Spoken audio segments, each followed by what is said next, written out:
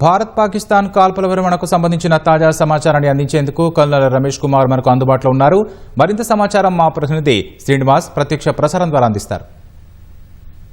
భారత్ పాకిస్తాన్ మధ్య కాల్పుల విరమణ ఒప్పందం జరిగింది. అసలు ఈ కాల్పుల విరమణ ఒప్పందం ఏ క్రమంలో జరిగింది, ఇందుకు ప్రధాన కారణాలేంటి అనే విషయాలపై మనతో పాటు కల్నల్ రమేష్, విశ్రాంత ఆర్మీ అధికారి కల్నల్ రమేష్ కుమార్ ఉన్నారు.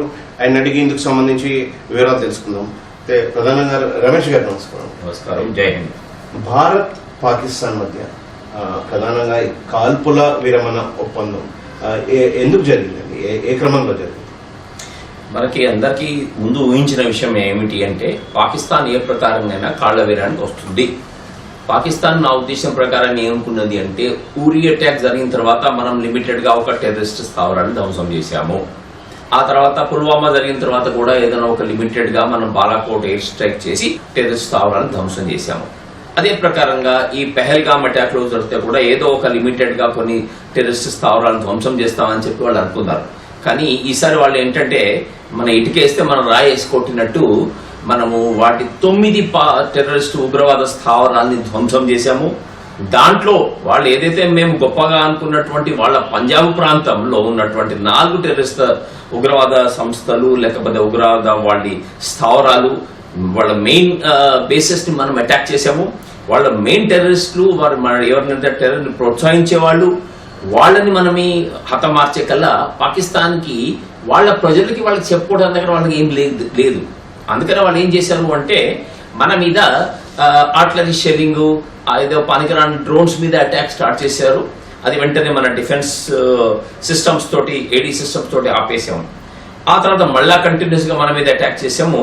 అప్పుడు మళ్ళా భారతదేశము రెండోసారి కూడా ఇటుక వేసేస్తే ఆ తర్వాత మన మీద ఇసుక వేస్తే కనుక మనం రాళ్లతో కొడతాం అన్నట్టుగా వాళ్ళ 7 నుంచి 8 ముఖ్యమైన ఎయిర్ బేసెస్ ని, ఆ ఉన్న రన్వేస్ ని, ఆ రేడార్ సిస్టమ్స్ ని మనం ధ్వంసం చేసాం. అంటే ఒక్క నైట్ లోనే పాకిస్తాన్ ఎయిర్ ఫోర్స్ ని నిర్వికారంగా చేసేసాం. ఇంకా దానివల్ల పాకిస్తాన్ కి వేరే మార్గం లేదు కాబట్టి వాళ్ళు కాళ్ల వేరానికి వచ్చేసారండి. కాల్పుల విరమణలో అమెరికా ఎలాంటి పాత్ర పోషించింది? ఇప్పుడు ఏంటంటే వాళ్ళు డైరెక్ట్ గా మనకి కాల్పుల విరమణకానికి రాలేరు. సౌదీ వాళ్ళు వచ్చారు కానీ కుదరలేదు, ఇరాన్ వాళ్ళు వచ్చారు కుదరలేదు. అందుకనే పోయినసారి కూడా, ఇంతకుముందు సారి కూడా కార్గిల్లో జరిగినప్పుడు కూడా కుయ్యో మొర్రో అనుకుంటూ పోయి వాళ్ళు అమెరికా కాళ్ళు పట్టుకున్నారు. అదే ప్రకారంగా ఈసారి పోయి వాళ్ళు అమెరికా కాళ్ళు పట్టుకున్నారు.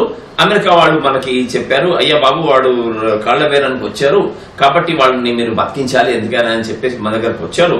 అది మన భారత ప్రభుత్వం అందింది. సో ఈ ప్రకారంగా ఏదో ఒకళ్ళు మధ్యవర్తులు కావాలి కదా, అందుకని చెప్పేసి అమెరికాని వాళ్ళు ఆశ్రయించారు.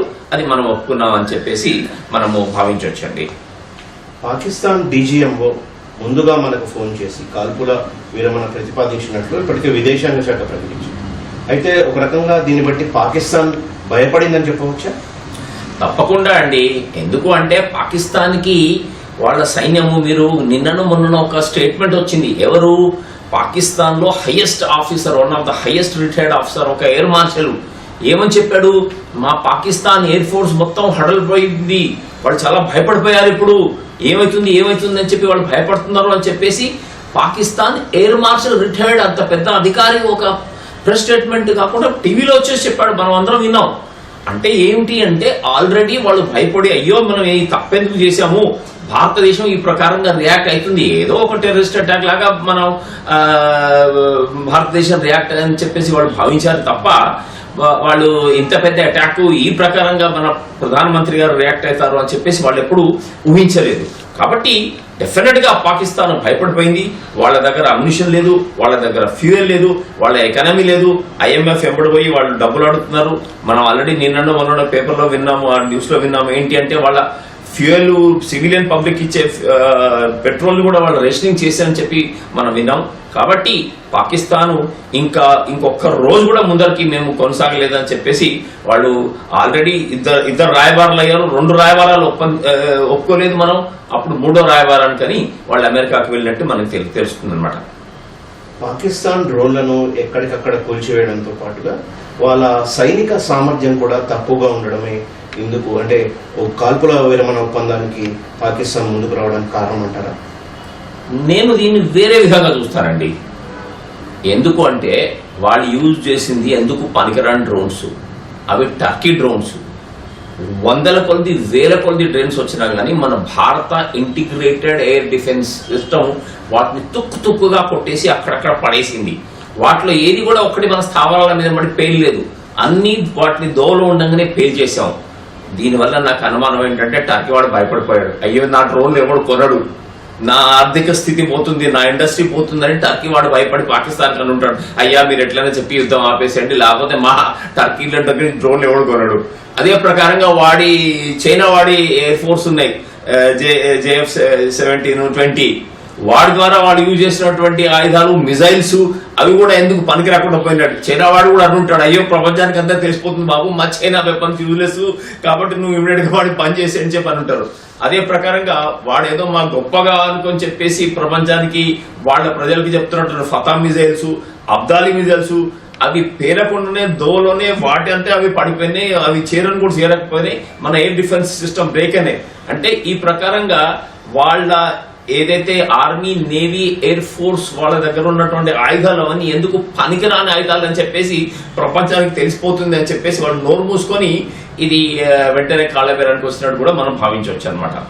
రమేష్ గారు ధన్యవాదాలండి, ఈ విలువైన అభిప్రాయాలు మాతో పంచుకున్నందుకు ధన్యవాదాలు. థ్యాంక్ యూ, ధన్యవాదం, నమస్కారం, జై హింద్. అయితే ప్రధానంగా పూర్తిగా అంటే భారత్ ప్రతిచర్య వల్ల పాకిస్తాన్ ఒక రకంగా ఆందోళన గురైంది, భయపడింది అని కల్నల్ రమేష్ చెప్తున్నారు. అయితే ఇదే ప్రధాన కారణం, వాళ్ళు కాల్పుల విరమణ ఒప్పందానికి రావడానికి ఇదే ప్రధాన కారణం అని ఆయన చెబుతున్నారు. ఓటీ